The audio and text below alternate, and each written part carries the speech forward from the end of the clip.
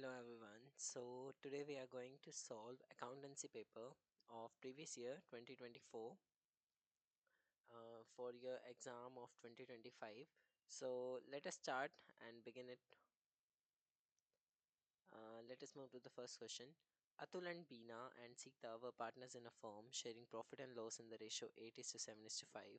Damini was admitted as a new partner for 1 by 5th share in the profit which she acquired equally entirely from Atul. The new profit sharing ratio after Damini's admission. सी यहाँ पर तीन partners हैं और तीनों की ratio given है. एक new partner आ रहा है, एडमिशन का क्वेश्चन हो गया. वो 1/5 शेयर के लिए आ रहा है जो कि सिर्फ वो अतुल से ले रहा है. ठीक है, तो अगर ध्यान से देखो, सबसे पहले तो जो रिमेनिंग पार्टनर्स हैं उनकी रेशो 7:5 ही होनी चाहिए. तो इसके अकॉर्डिंग फर्स्ट ऑप्शन हो सकता है, सेकंड हो सकता है एंड थर्ड हो सकता है. ये वाला तो हो ही नहीं सकता क्योंकि इन दोनों की रेशो ही बदल गई. नेक्स्ट जो मेन है, यहाँ पर अब देखो, अगर दामिनी फॉर 1/5 शेयर आ रही है तो रिमेनिंग शेयर कितना बच रहा है? रिमेनिंग बच रहा है 1 माइनस 1/5, दैट इज 4/5. तो 4/5 शेयर में से अगर मैं इन दोनों का शेयर माइनस कर दूं जो कि सेम रहने वाला है, तो उस रेशो को जो बच जाएगी वो किसका शेयर बच जाएगा? ए का शेयर बच जाएगा. तो ए का शेयर कैसे निकला? 4/5 में से, जो कि टोटल इन तीनों का होना था 4/5, उसमें से मैंने इन दोनों का शेयर जो है वो सब्ट्रैक्ट कर दिया, जो रिमेनिंग बच गया that is for Atul share. So इसके accordingly option B is correct. Okay, next question. Rushil and Abhir were partners in a firm sharing profit and loss in the ratio 4:3. They admitted Sunil as a new partner for 3/7 share in the profit of the firm, which he acquired 2/7 from the Rushil and 1/7 from Abhir. इसमें भी new profit sharing ratio निकालनी है, admission का ही है. रुशिल और अबीर partners थे और इसमें सुनील आया है, तो सुनील का जो रेशो है दैट इज 3/7, जिसमें से वो कह रहा है उसका 2/7 और 1/7 वो किससे ले रहा है? रुशिल से और अबीर से.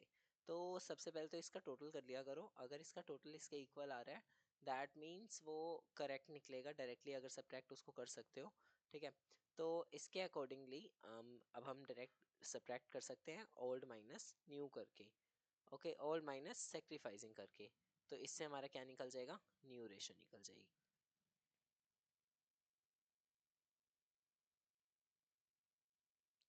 Okay, let us move to the next question. तो इसके अकॉर्डिंगली हमारा आंसर आ रहा है 2:2:3, that is option number C. Next question. Piyush, Rajesh, and Avinash were partners in a firm sharing profit and losses equally. Shiva was admitted as a new partner for an equal share. Shiva bought his share of capital and premium for goodwill in cash. The premium for goodwill amount will be divided among. Simple सा question है. ये question भी admission से ही है. अब admission के time पे जब कोई नया पार्टनर गुडविल लाता है या कैपिटल लाता है तो उसकी एंट्री होती है बैंक अकाउंट डेबिट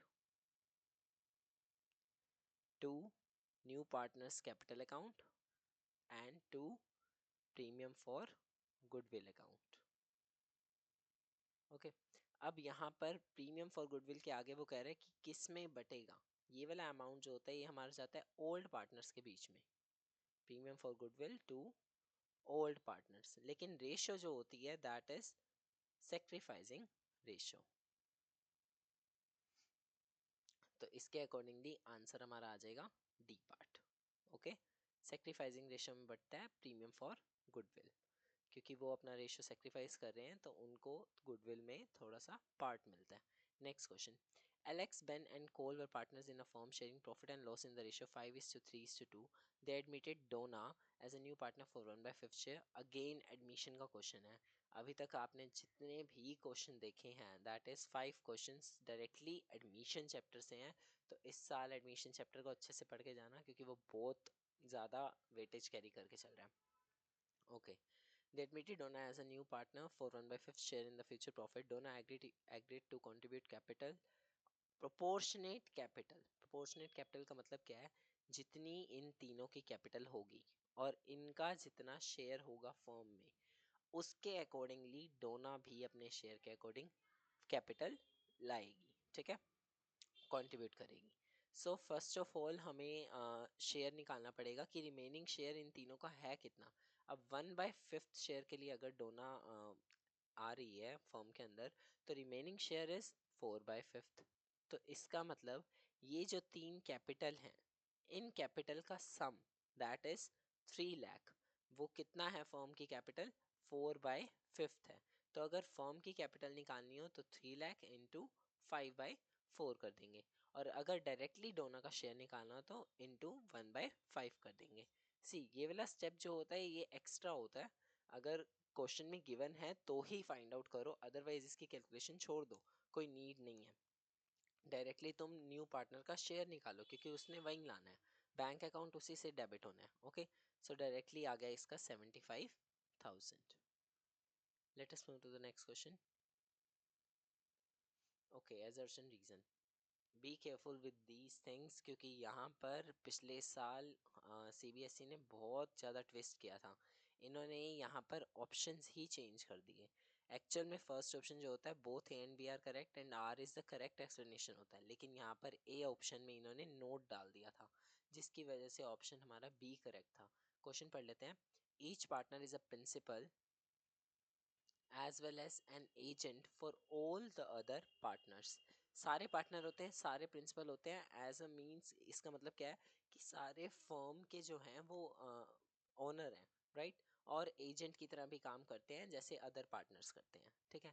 और रीजन क्या कहता है, as per definition of partnership act, partnership business में be carried on by all the partners और any of them acting for all.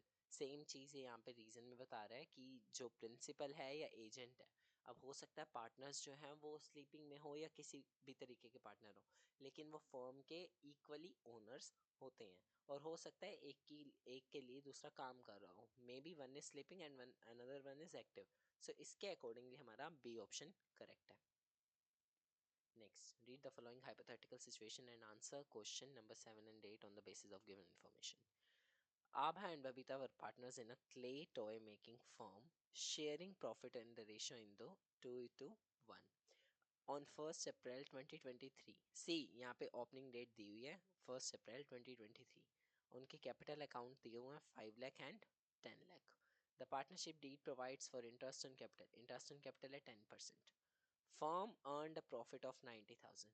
अब यहाँ पर ध्यान दो, 10% इंटरेस्ट ऑन कैपिटल है, दैट मीन्स आभा को कितना मिलना था? 50,000, और बबीता को मिलना था 1 लाख। लेकिन फर्म ने टोटल अर्न ही 90,000 किया है। तो जब इनसफिशिएंट प्रॉफिट का केस होता है तो हम इनको या तो प्रॉफिट की रेशियो में बांट देते हैं, या इंटरेस्ट ऑन कैपिटल की रेशियो में बांटते हैं, या कैपिटल की रेशियो में बांट देते हैं। तो सेम रेशियो निकलती है, दैट इज 1:2। तो 90,000 को अब हमें किस रेशियो में बांटना है? 1:2 में। फर्स्ट क्वेश्चन है amount of interest on capital allowed to Abha. तो आभा का कितना था? आभा का रेशियो थी 1। तो दैट मीन्स 90 को अगर 3 पार्ट्स में डिवाइड करो 30,000 आ रहा है, इसको मिलेंगे 30, और अगर इन्होंने बबीता का पूछा होता तो उसका कितना आता? 60,000। तो the answer is for this question is D part. And next is Babita share in the profit. यहाँ लिखा है शेयर इन द प्रॉफिट। जब प्रॉफिट ही इनसफिशिएंट था, इंटरेस्ट ऑन कैपिटल ही मुश्किल से पूरा पे कर पा रही हैं, तो अकॉर्डिंगली प्रॉफिट तो कुछ बचा ही नहीं, तो इसीलिए बबीता को कुछ भी नहीं मिलेगा। ओके, ये वो वाला प्रॉफिट है जो इंटरेस्ट ऑन कैपिटल देने के बाद, कमीशन, सैलरीज, ये सारा डिस्ट्रीब्यूट प्रोपोर्शन करने के बाद बढ़ता है, तो इसमें तो प्रॉफिट है ही इनसफिशिएंट, तो कुछ भी प्रॉफिट नहीं मिलेगा। Next, Alpha Limited invited applications for 50,000 equity shares of rupees 10 each at a premium of 30%। 10 रुपए का शेयर था, 30% प्रीमियम है, दैट मीन्स रुपीज 3 प्रीमियम है। The whole amount was payable on application, application were received for 2,50,000 shares. Over subscription का case है, 50,000 issue किए थे और 250 रिसीव हो गए, ठीक है। अब वो कह रहे हैं सारा का सारा अमाउंट जो था वो हमारा एप्लीकेशन के ऊपर पेबल था। इसका मतलब प्रो राटा में तो कुछ जा ही नहीं सकता है। प्रो राटा का मतलब क्या होता है कि अगर एप्लीकेशन पे कुछ मनी एक्स्ट्रा आ जाती है, लोग ज़्यादा के लिए अप्लाई कर देते हैं, तो उसको हम आगे की कॉल्स में अलॉटमेंट में एडजस्ट करते हैं। लेकिन यहाँ पर तो आगे की कॉल्स है ही नहीं, सारा का सारा अमाउंट कहाँ पे रिसीव हो रहा है? एप्लीकेशन के टाइम रिसीव हो रहा है। दैट मीन्स मैक्सिमम अमाउंट जो कंपनी रिसीव कर सकती है दैट इज 50,000 इंटू 13। 13 क्यों? 10 for the share capital and 3 rupees for the premium. Okay, तो मैक्सिमम अमाउंट जो है वो कंपनी रिसीव करती है 6,50,000, लेकिन जो अमाउंट रिसीव हो रहा है that is 2,50,000 into 13। That is 32,50,000। अब वो कह रहे हैं the amount refunded by the company, तो इसके अलावा जितना भी अमाउंट है वो सारा का सारा रिफंड हो जाएगा, दैट इज 26 लाख। अगर निकालना चाहो डायरेक्टली शेयर से भी निकल रहा है, 50,000 हटा के जितने भी शेयर्स बच गए, 2 लाख बच रहे थे, तो 2 लाख के ऊपर 13 रुपए जितने भी थे वो सारे के सारे रिटर्न करने हैं। तो आंसर हो गया ऑप्शन नंबर डी।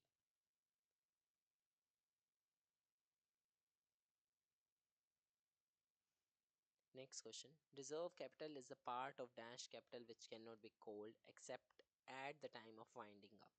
See, नाम क्या है? रिजर्व। रिजर्व कब रखा जाता है? जब कंपनी को किसी डेफिसिट या किसी लॉस में कुछ वो हो रहा हो, और जब भी कंपनी लॉस में जाती है तो कंपनी क्या हो जाती है? वाइंड अप करना पड़ता है उसे। ओके, तो ये हमारा कोल्ड अप में नहीं आ सकता, क्योंकि रिजर्व हमारा हम मंगवा नहीं सकते हैं। ओके, इशू भी नहीं कर सकते इस कैपिटल को, ना ये हमारी नॉमिनल कैपिटल होती है, तो ये किसका पार्ट होता है? अनकोल्ड कैपिटल का पार्ट होता है, जिससे सिर्फ हम वाइंडिंग अप के टाइम पे ही मंगवा सकते हैं। Next, Zeno Limited issued 25,000 equity shares of rupees 10 each. The amount was payable as follows: application पे 4, allotment पे 5, balance था first and final call पे, that means rupees 1। आगे कहता है all shares offered were applied for and allotted. All the money due on allotment was received except on 1,500 shares. These shares were forfeited immediately after allotment. See, 1,500 shares के ऊपर क्या receive नहीं हुआ? Allotment receive नहीं हुई है, बाकी सारे शेयर्स के ऊपर रिसीव हो चुके हैं। क्वेश्चन कह रहा है at the time of forfeiture share capital account will be debited by. Entries याद है फॉरफीचर की? क्या होती है? Share capital account debit to share जिस भी कॉल्स पे या अलॉटमेंट में नहीं मिला, टू शेयर फॉर फीचर जितना भी अमाउंट रिसीव हो गया। तो अब यहाँ पर ध्यान से देखो तो कोल्ड अप मनी क्या है? कोल्ड अप मनी है 9 रुपीज़, क्योंकि यहाँ पे कह रहा है first and final call was not yet made, अभी वो बुलाई ही नहीं है, पैसा मंगवाया ही नहीं है उसका। तो इसका मतलब कंपनी ने टोटल कितना पैसा मंगवाया है? 9 रुपये मंगवाए हैं। कितने शेयर्स के ऊपर नहीं आए? 1,500 के ऊपर नहीं आए, तो शेयर कैपिटल कितने से डेबिट होएगा? 1,500 इंटू 9, दैट इज 13,500। और बाकी क्या हो जाएगा? शेयर लॉटमेंट में चला जाएगा जो अमाउंट शेयर लॉटमेंट पे रिसीव नहीं हुआ, और शेयर फॉर फीचर में जो अमाउंट रिसीव हो चुका है। Okay, next assertion reason again, irredeemable debentures are also known as perpetual debentures। ये थ्योरी का क्वेश्चन है, ये अगर आपने पढ़ी होगी बुक तो ही आपको पता चलता होगा कि irredeemable को perpetual debentures भी कहते हैं। Reason, the company does not give any undertaking for the repayment of money borrowed by issuing such debentures।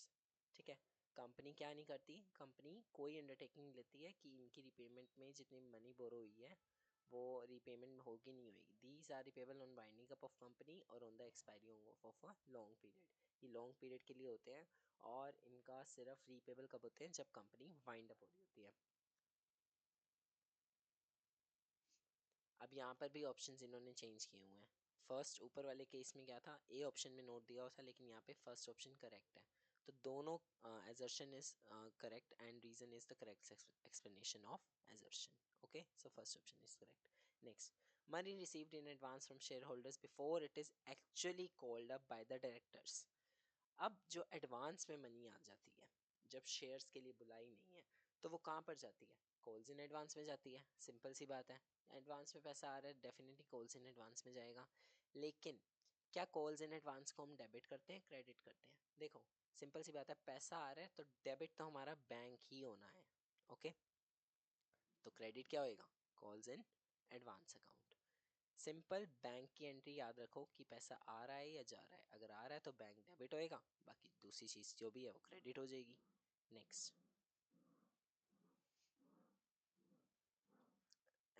an offer of securities or invitation to subscribe securities to a select group of persons। देखो, सिर्फ एक group of persons को दे रहे हैं, that means हम क्या कर रहे हैं? प्राइवेट प्लेसमेंट कर रहे हैं। ओके, प्राइवेट प्लेसमेंट का मतलब क्या होता है? सिर्फ एक लिमिटेड पर्सन्स को इशू करना। Next, a share of 100 on which 80 is received is forfeited for non payment of final call of 20, minimum price at which this share can be reissued। 80 rupees received है, that means discount हो गया 80 maximum. 100 रुपये का share के ऊपर अगर तुम discount 80 दे सकते हो, तो मिनिमम कितने का बेचोगे? 20 रुपये का बेचोगे। सिंपल सा question. Next, Shiv Limited forfeited 500 shares of rupees 10 each, on which 7 per share was paid. These shares were reissued for rupees 9 per share, fully paid. 10 रुपए का शेयर था जिसके ऊपर 7 रुपए मिले हुए थे, ठीक है। इन शेयर्स को फॉरफिट कर लिया। अब शेयर फॉर फीचर के अंदर कितना गया, 500 इंटू 7, जितना अमाउंट रिसीव हो चुका था। अब मैक्सिमम डिस्काउंट हम कितना दे सकते हैं, 3500 दे सकते हैं। लेकिन जब ये री इशू कर रहा है एज फुल्ली पेड का मतलब क्या है, पूरे 10 रुपए मंगवाए हुए हैं लेकिन उसको इशू कितने में कर रहा है, 9 रुपए में। दैट मीन्स 1 रुपए का क्या कर रहा है, डिस्काउंट दे रहा है। तो 500 के ऊपर 1 रुपए का डिस्काउंट, दैट इज 500। तो रिमेनिंग बैलेंस जो होता है हमारा कहाँ पे ट्रांसफर होता है, कैपिटल रिजर्व में। तो आंसर हो गया 3000। Next, Dan, Elf, and Farhan were partners in a firm sharing profit in the ratio 5:3:2. With effect from 1st April, they decided to change their PSR to 2:3:5. There existing a general reserve of 90,000 on the date of change in profit sharing ratio. The partner decided not to distribute. Not to distribute में हम क्या करते हैं, जैसे हमारा goodwill का treatment होता है, क्या होता है, gaining to sacrificing.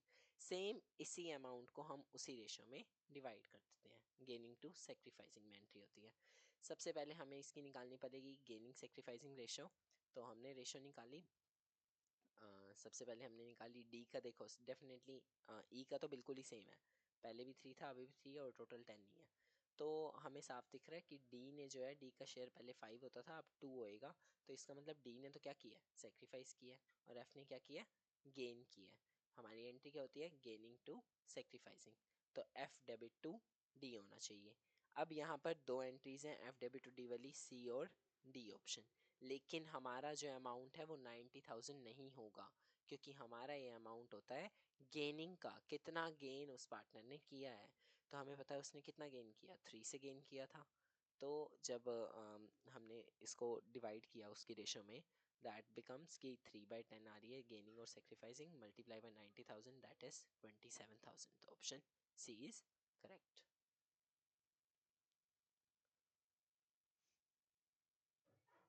Next, Sia, Tom, and Vidhi were partners in a firm sharing profit in the ratio 3:2:1. With effect from 1st April, they decided to share profit and loss in the future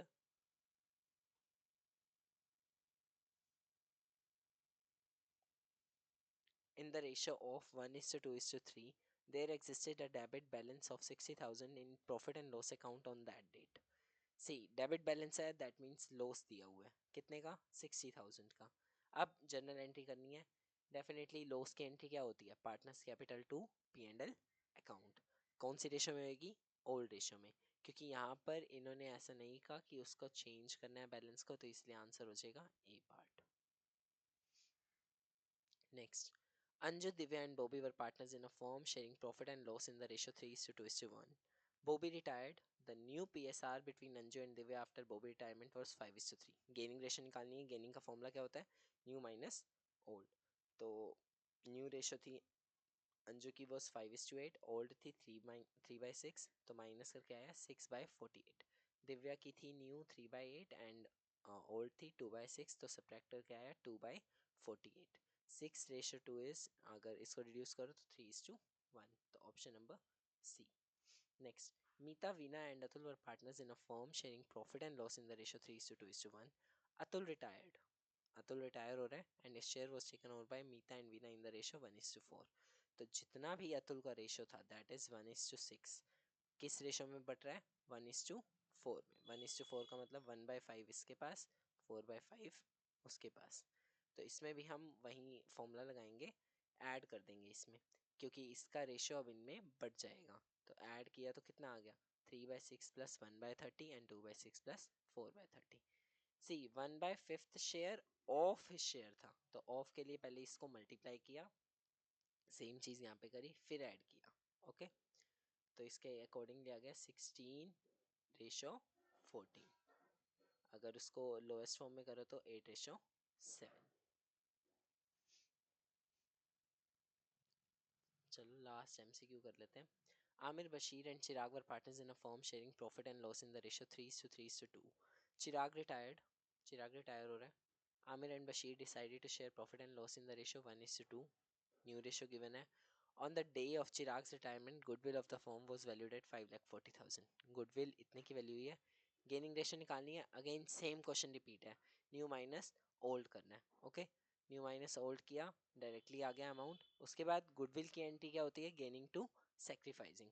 तो जितना भी इनका ratio आया है, चलो यहाँ पे तो एक कौन है इसका, अभी आमिर का जो है रेशियो वो क्या आ गया? आमिर का रेशियो आया हमारा सेक्रीफाइसिंग में. ओके, क्योंकि इसका नेगेटिव आ गया इस फॉर्मूले से. मल्टीप्लाई बाय गुडविल किया तो ये अमाउंट आ जाएगा जो आमिर को क्या करना है? क्रेडिट करना है. सी, थर्ड पार्टनर जो है वो छोड़ के जा रहा है फॉर्म. दैट मीन्स वो अपना रेशियो जो है, शेयर का रेशियो, प्रॉफिट का रेशियो है, वो अपना सेक्रीफाइस करके जा रहा है. तो वो तो डेफिनेटली क्रेडिट होना ही था. आमिर जो है उसका रेशियो भी सेक्रीफाइस में आ गया. तो इसका मतलब सिर्फ गेन किसने किया? बशीर ने गेन किया. एंट्री क्या हो जाएगी? Bashir debit to Aamir to Chirag. Amount कैसे निकलेगा? 1/-1/24 को 540 से, 7/24 को 540 से, जितना भी इनका प्रोपोर्शन बनता है गुडविल में.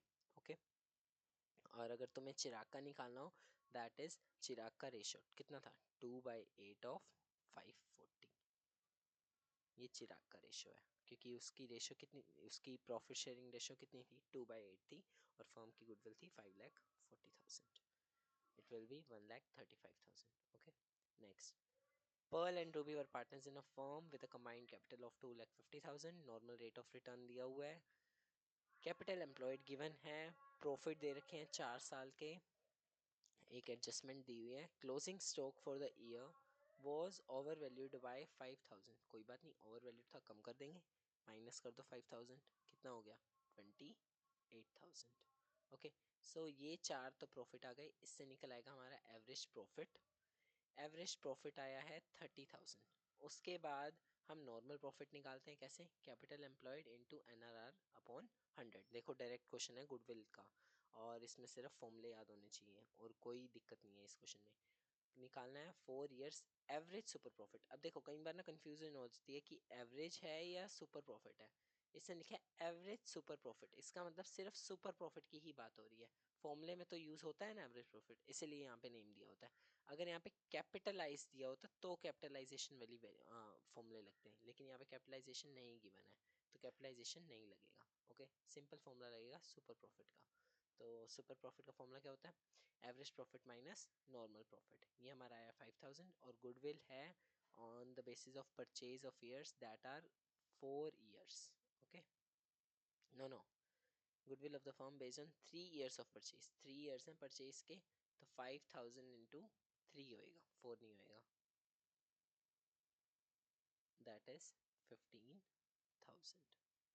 Okay, next question. Sunrise Limited acquired asset of 3,60,000 and took over creditors of 1 lakh from Moonlight. Purchase consideration वाला क्वेश्चन है. देखो यहाँ से पढ़ते ही एसेट और लाइबिलिटीज आ जाएं, दैट मीन समझ जाए करो परचेज कंसिडरेशन का क्वेश्चन आ गया है. एंट्री क्या होती है? Asset to liabilities. सबसे पहली एंट्री क्या होती है? Asset to liabilities. क्रेडिटर्स दिए हुए थे. ओके, आगे परचेज कंसिडरेशन दी हुई है 4,80,000 की, वो भी डाल दी. अब यहाँ पर एंट्री मैच नहीं हो रही है क्योंकि डेबिट साइड का टोटल आ रहा है कम. तो इसका मतलब क्या आएगी? हिडन गुडविल है. ये गुडविल कौन सी है? हिडन गुडविल है. ये बैलेंस से आती है. ओके, इसके बाद हमारा परचेज कंसिडरेशन आ चुका है 4,80,000. हमें इसे पे करने हैं. कैसे कर रहा है? Sunrise limited issued 9% debentures of 100 each at a discount of 4%. देखो 100 रुपये का डिबेंचर है, 4% के डिस्काउंट पे दे रहा है. इसका मतलब एक डिबेंचर जो है वो कितने रुपए का इशू किया है इसने? 96 रुपीज़ का. ओके, अब हमें नंबर ऑफ डिबेंचर्स निकालने हैं. कैसे निकालेंगे? टोटल पेमेंट कितनी करनी थी? 4,80,000, जिसमें कि एक डिबेंचर कितने का इशू हो रहा है? 96 का. That means number of debentures कितने आ गए? 5,000. तो 5,000 इंटू 100 हमारा डिबेंचर अकाउंट में फुल अमाउंट से जाता है, और बाकी आ गया हमारा डिस्काउंट में. 5,000 into 4. Next question. Grapple Limited took over asset of 25 lakh and liabilities of 5 lakh from Allure Limited for an agreed purchase consideration of 18 lakh. Same asset debit to liabilities to Allure Limited 18 lakh. Okay, अब इसमें जो issue कर रहा है 100 रुपये का 20 रुपये के प्रीमियम के साथ, दैट मीन्स 120 का इशू हो रहा है. तो डिवाइड करेंगे किसको? 18 लाख को 120 से. तो डिवाइड करके हमारा आ रहा है 15,000 डिबेंचर्स। ओके, बाकी एंट्री सेम हो जाएंगी। Let us do the last question for today, 20th. Mohan, Suhan, and Adit were partners in a firm sharing profit and loss in the ratio 3:2:1. Their fixed capital were 2 lakh, 1 lakh, and 1 lakh. For the year ended, interest on capital was credited to their account 8% instead of 5%. ये है past adjustment का question. Adjustment entry पास करनी है, simple है। देखो, इन्होंने fix capital दे रखे हैं, that means opening capital closing capital का कोई चक्कर नहीं है। डायरेक्टली तुम्हें अमाउंट निकाल के चेक करना है कितना गलत दिया था। ओके, 8% पे दे दिया था, दैट मीन्स 16,000, 8,000, 8,000 दे दिया था। देना कितना था? 10,000, 5,000 और 5,000। एक्स्ट्रा कितना दिया? 12,000 एक्स्ट्रा दिया था, तब उसे वापस ले लेंगे। Okay,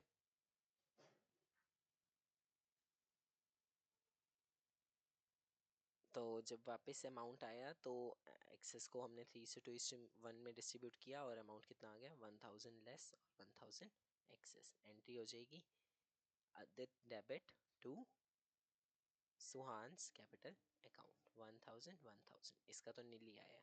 okay,